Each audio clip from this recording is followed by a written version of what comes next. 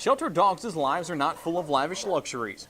There are no king-size beds to sleep on, no table scraps from dinner to scarf down, and there certainly aren't any plans to participate in the Westminster Kennel Club Dog Show. Best in Show, Westminster Kennel Club. These pooches are simply looking to survive and find a place to call home. Unfortunately, some shelters do have to make difficult life or death decisions. We was full all the time. It was very hard to even keep one pen open every night. It was so full all the time. So to make that decision on a healthy, adoptable dog, to have to put it down is very, very tough. Every dog that comes in here becomes like your own dog. Every 6 to 8 weeks, dogs are put on a leash, leave their numbered pin at Garrett Animal Shelter, and prepare to go on a trip. There's 3 more? Yeah. A chance to leave a place that is more reminiscent of a prison than a house surely would make any dog wag their tail. Yet after hopping into a portable kennel Ready to go. and traveling for about 45 minutes in a minivan, the dogs reach their surprising destination, the Algoa Correctional Center, an actual prison. We unload them. Some we carry in, some will walk in. We introduce them to the warden. They also get their pictures made for our files. And then they're taken to their assigned cell. Now, the dogs are not locked up for committing any crimes. Sit. Sit. Instead, they are part of a training program called Puppies for Parole. Allowing dogs to interact with inmates began in Missouri about a decade ago at the Vandalia Women's Prison. But Missouri Department of Corrections Director George Lombardi felt the program could be expanded. I always had in the back of my mind that after observing that program and the effect it had on the inmate population and the atmosphere of the prison, that it would be really great to have dog programs in a number of our prisons. At first, there was some hesitation by Fulton Animal Control Supervisor Tina Barnes when approached by the Department of Corrections. Garrett Animal Shelter. A lot of information needed to be gathered. I was a little iffy on how it was going to work. They wanted to take some dogs and train them. No bites, no. I wasn't really sure. After all, having man's best friend trained to obey commands by men who have had their own problems obeying the law might cause some barking.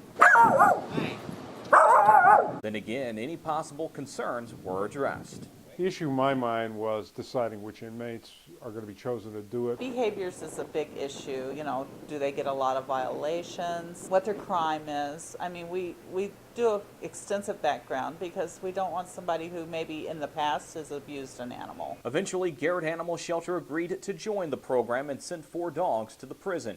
The benefits ultimately far outweighed any possible risks. We could get more dogs that was adoptable out there and get them in forever homes. Since Puppies for Parole started at Algoa in June of 2011, it hasn't been difficult finding prisoners interested in the program. In fact, many of the handlers are used to being around dogs. I've got 3 at home right now. My grandfather kept a good amount of dogs, and when he passed away, the dogs kind of died down in my life. I've trained hunting dogs, I've trained our house dogs at home, and I had an aunt that actually raised Scottish Terriers and trained them to be show dogs. So I was always kind of involved. Still, no matter how experienced any of the prisoners might be handling dogs, some of the canines brought in can be quite the project, and that means having a lot of patience. No, I don't want to play. A lot of the dogs that I trained so far, some of them come in and they don't really have the training skills. We've had a few that have come in that we don't know what caused them to be that way, to where, I mean, just to even try to walk them down the sidewalk was virtually impossible. They would just panic. I had 2 of them that was very traumatized. Jack, when I got him, he just shook so bad, he couldn't hardly stand up. Casey, my other dog, he just shook so bad, he wouldn't even go outside. He had to, physically pick him up. About 1 hour each day is used to put the dogs through various training exercises. Sit. Good boy. But the interaction between man and beast does not end when they leave the yard for the day. It's a 24/7 job, it's like raising a kid in here for us, We have to bathe them, we have to, take them out to go potties and, take care of all their health needs. You have to make sure they got their water and the bowls are clean and they're fed, and you have to clean your cell every day and bleach it once a week. And it's a lot of work. Prisoners typically aren't known for their signs of affection. Good boy. It's their assortment of tattoos or bad attitudes that often stand out. Although that tough guy facade quickly disappears after spending time with the likes of Puddin', Sundance, and Case. You can't show affection to another human being in a prison, but you can to a dog. When they get these dogs, they just melt, you know, and it takes the stress level down for everybody in the prison because all the guys love it. Just having a dog around, somebody to rub, somebody to kind of talk to, it helps a lot. While a few dogs might need some extra pampering at the beginning, Gizmo, good boy. all do eventually come around to become obedient. They even learn a few tricks. Good girl. We teach them to sit, and they teach them to stay, and then you walk away from them, and then you call them to you. Then when they come up to you, they're supposed to automatically sit. Through the weeks, they feel the comfort and they feel that they're okay. I think they love it here because they have a lot of attention and a lot of love. The success of the Puppies for Parole program resonates back here at Garrett Animal Shelter in Fulton, where the dogs once called home. Since the partnership began, not a single adoptable dog has been euthanized. It's a really big joy to see these dogs walk out the front door and know that they're not going to be euthanized, that they've got another chance at a life. And so it makes the job really worthwhile. After about 8 weeks of working out in the yard, graduation day finally arrives for the dogs.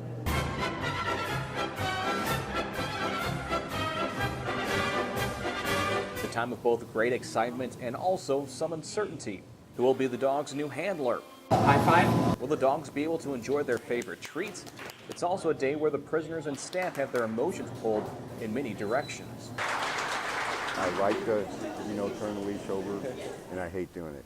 You know, I get upset every time because I grow to love these dogs. You know, each and every one of them. Each and every dog has their own personality. You know, they're all different, and you know, it's real hard to let them go. When we watch them at graduation, it's sad because we develop some sort of attachment to them. But however, it's also a happy day to see them with their families because their families are here when we pass the leash to them, and to watch them with their new owners. It's very rewarding. Every dog that has graduated from Algoa has found a new home. You're going to receive Gizmo. Some of the adopters learned about the available dogs by searching the DOC website, while others work at the prison. Even inmate family members have decided to adopt. Me and my wife were talking, and she said one day that she would like to have a beagle. And I'm at my desk, and one of the coordinators said they were getting a beagle today. I said, put me down for one. He's just so cute. He's got the cutest little face. He's just a little short and fat. As the former shelter dogs begin their new life, Nala loves to swim. the offenders begin to think about a new life outside of prison. And for some, that means staying involved with dogs.